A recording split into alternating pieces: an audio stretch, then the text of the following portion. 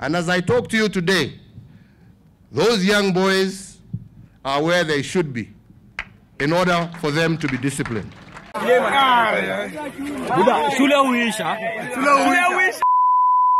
Amina.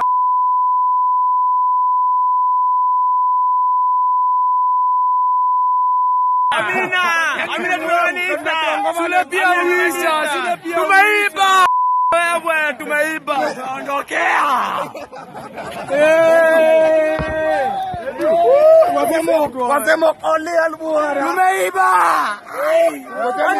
As we have just agreed, there will be 2 teachers paid for by the national government through the Teacher Service Commission in each county to support and work with the Scouting Association to help us grow the movement, but also to help us once again instill discipline.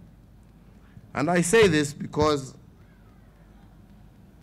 some of the things that we are seeing our young people engaged in are not just engaged in negative activity, but having the sheer guts to publicize it to all of us and tell us through insult that they are proud to have successfully cheated in the exam that has happened.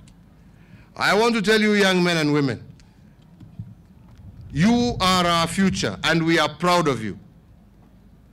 But I also equally send a very strong warning to those young fellows who think that they can indiscriminately do negative or involve themselves in negative activities.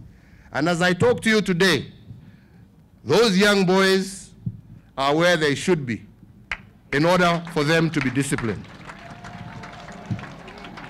We will not and we shall not entertain indiscipline and abuse from our young people. You must learn to respect your elders just as much as your elders must learn to respect and nurture you. We must build a society that is cohesive, that is disciplined, and that has respect. And if indeed you are ready to brag about cheating, then we shall show you what this nation does with cheats and people who have no respect for their elders. Hiyo tutawaonesha, jameni. Hiyo itakuwa.